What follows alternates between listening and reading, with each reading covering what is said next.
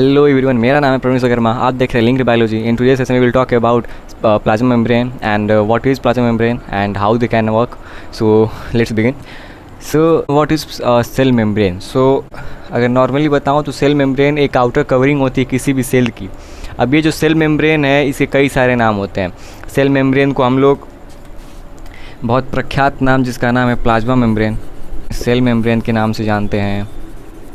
Cell membrane, bio membrane, इन सब चीज़ों के नामों से जानते हैं। प्लाज्मा लीमा, प्लाज्मा मेम्ब्रेन है या फिर सेल मेम्ब्रेन है, ये किसी भी सेल की आउटर कवरिंग होती है। अगर मैं इसके कुछ मेन कैरेक्टरिस्टिक्स फीचर्स के बारे में बात करूं तो जो प्लाज्मा मेम्ब्रेन है वो मेनली होता है सेमी परमिएबल। सेमी परमिएबल कहने का मतलब कि प्लाज्मा मेम्ब्रेन खुद डिसाइड करता है कि किस प्रकार के मॉलिक्यूल्स को बाहर भेजना है या किस प्रकार के मॉलिक्यूल्स को अंदर लाना है।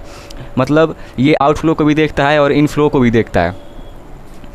और ये जो सेमी परमिएबल है या फिर जो plasma membrane semi permeability show करता है, ये शो करता है कुछ प्रोटीन्स की वजह से जो कि इम्बॉडीड होती हैं प्लाज्मा मेम्ब्रेन में।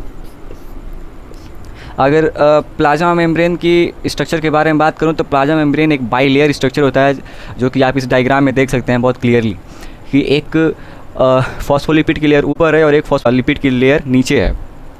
अब इन फॉस्फोलिपिड में कुछ प्रोटीन्स लगे हुए हैं और इस सरफेस के ऊपर कई सारे ऐसे या फिर ऐसे स्ट्रक्चर लगे हुए हैं। इन स्ट्रक्चर को हम लोग ग्लाइकोलिपिड्स बोलते हैं, इनको प्रोटीन बोलते हैं। और ये वाली जो स्ट्रक्चर्स होती हैं इनको हम लोग फॉस्फोलिपिड बोलते हैं, क्योंकि फॉस्फेट हेड के साथ ग्लिसरॉल बेस होता है और ये फैटी एसाइल ग्रुप्स जुड़े होती हैं।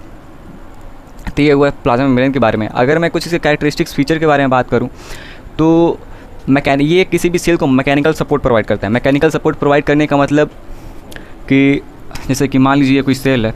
अब इस सेल का अगर प्लाज्मा मेम्ब्रेन इसकी आउटर कवरिंग ना हो तो ये जो सेल है वो किसी भी शेप की हो सकती है, ऐसे भी हो सकती है या फिर ऐसे भी हो सकती है, किसी भी शेप की।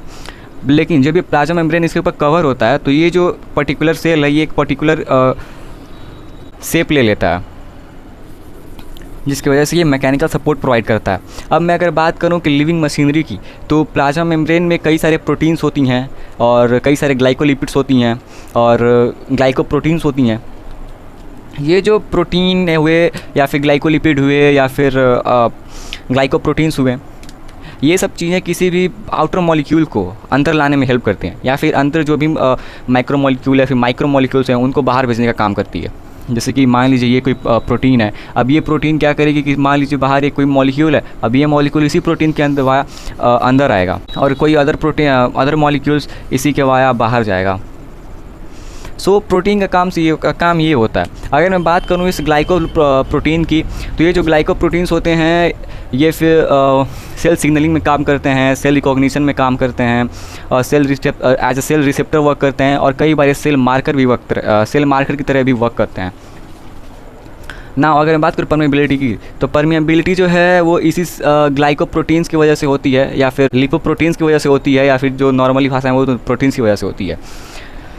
अब अगर मैं बात करूँ इंडिविजुअलिटी की, तो कि ये जो प्लाज्मा मेम्ब्रेन है वो सेल को एक इंडिविजुअलिटी प्रोवाइड करता है। इंडिविजुअलिटी का मतलब कि एक सेल दूसरे सेल से एकदम सेपरेट, ना इस सेल का कोई भी चीज़ इस सेल में होगा ना इस सेल का कोई भी चीज़ इस सेल में होगा। तो इस चीज़ को हम लोग इंडिविजुअलिटी बोलते हैं। अगर मैं बात करूँ रिकॉग्निशन की, तो अब जैसा कि मैंने बताया कि ये जो ग्लाइकोप्रोटीन्स है, ये ग्लाइकोप्रोटीन्स सेल रिकॉग्निशन में काम करते हैं। सेल रिकॉग्निशन का मतलब कि जैसे कि मान लीजिए कोई एक सेल है, अब इस सेल को किसी अदर सेल के साथ अटैच होना है, तो ये जो इसके ऊपर जो ये ग्लाइकोलिपिड्स हैं, ये ग्लाइकोलिपिड्स इस दूसरे सेल के रिसेप्टर मॉलिक्यूल के साथ जुड़ेंगे। मान लीजिए यहाँ पे कोई रिसेप्टर मॉलिक्यूल है, अब ये इनके साथ जुड़ेगा। अब ये जुड़ने के बाद ये दोनों सेल आपस में आएंगे, एक पास आएंगे और जुड़ जाएंगे। ये जो रिसेप्टर और ग्लाइकोप्रोटीन है ये सभी स्पेसिफिक होते हैं हर एक सेल्स के लिए। सो रिकॉग्निशन ये हुआ। अगर मैं बात करूँ सिग्नलिंग की, तो ये जो ग्लाइकोप्रोटीन्स हैं ये ग्लाइकोप्रोटीन्स प्लाज्मा मेम्ब्रेन में ऐसे इम्बेडेड होते हैं।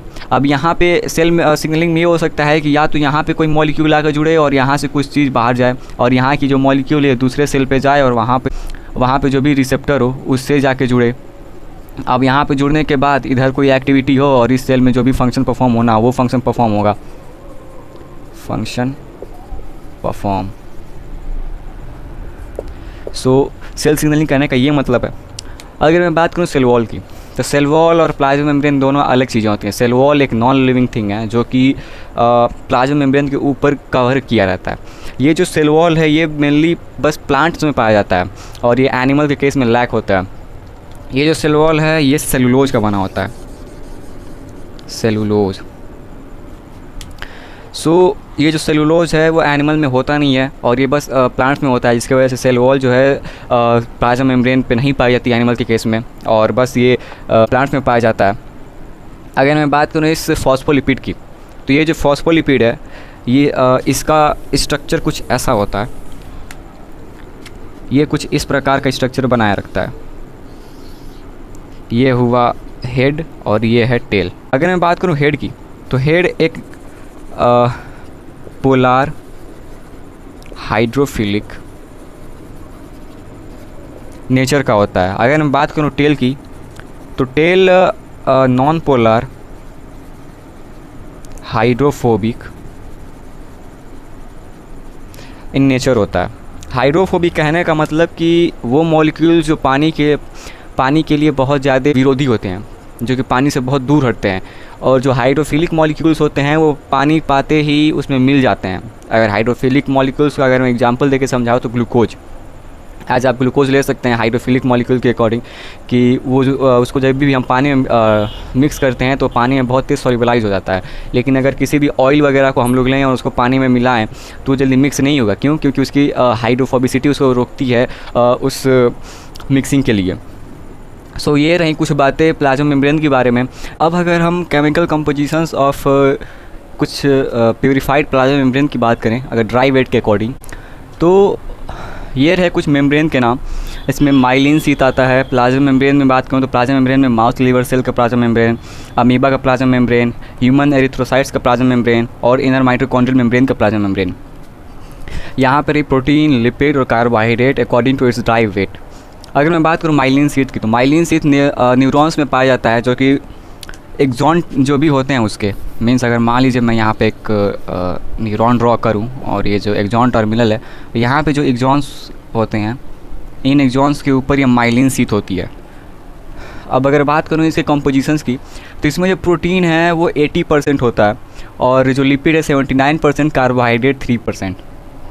अगर मैं बात करूँ प्लाज्मा मेम्ब्रेन की, तो माउस लीवर सेल के प्लाज्मा मेम्ब्रेन में 44% प्रोटीन, 52% लिपिड और 3% कार्बोहाइड्रेट होती हैं। और अमीबा में 54% प्रोटीन, 42% लिपिड और 4% कार्बोहाइड्रेट। और ह्यूमन एरिथ्रोसाइट में 52% प्रोटीन, 40% लिपिड और 8% कार्बोहाइड्रेट। अगर मैं बात करूँ इनर माइटोकॉन्ड्रियल मेम्ब्रेन की, मतलब ये कोई माइटोकॉन्ड्रिया है और इसके अंदर की जो ये मेम्ब्रेन है जिसमें क्रिस्टी फॉर्म होती है उसको इनर माइटोकॉन्ड्रियल मेम्ब्रेन बोलते हैं। तो उससे इनर माइटोकॉन्ड्रियल मेम्ब्रेन में जो सबसे ज़्यादा प्रोटीन होता है 76% और लिपिड जो है 24% एंड कार्बोहाइड्रेट 0 होता है। अब अगर मैं बात करूँ कार्बोहाइड्रेट के बारे में,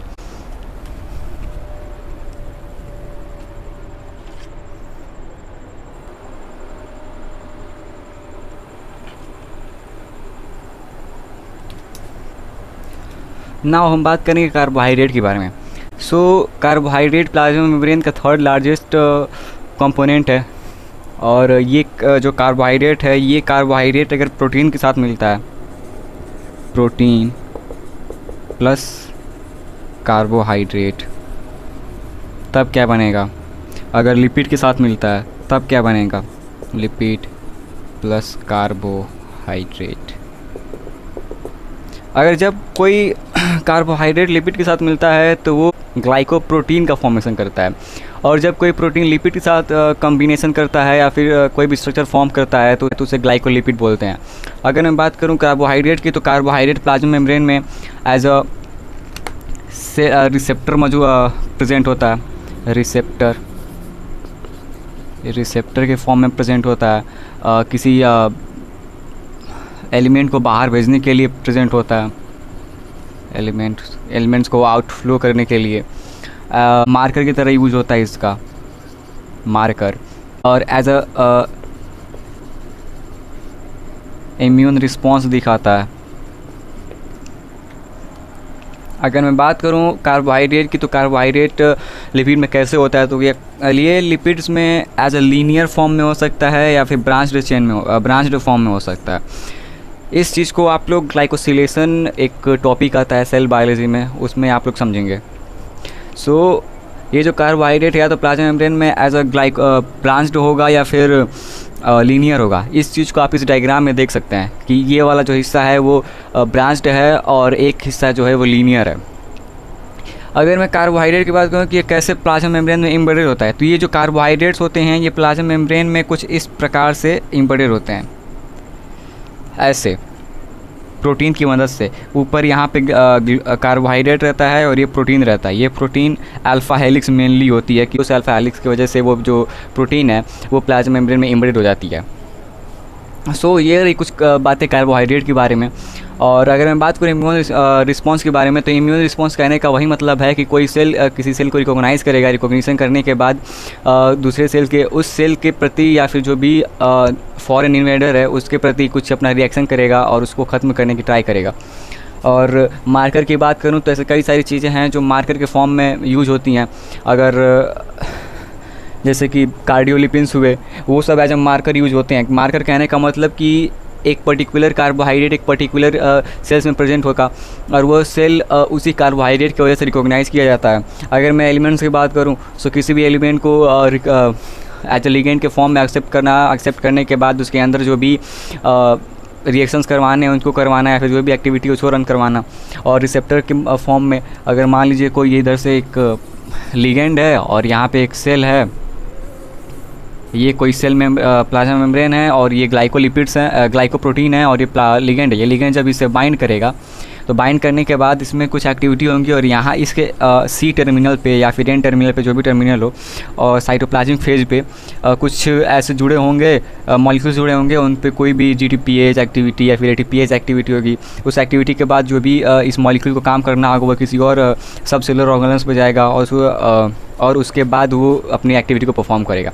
तो ये रही कुछ बातें कार्बोहाइड्रेट के बारे में। और आज से हम लोग समाप्त करते हैं। अगर आपको मेरा पढ़ाने का तरीका अच्छा लगा तो आप मेरे चैनल को सब्सक्राइब करें, लाइक करें एंड शेयर करें।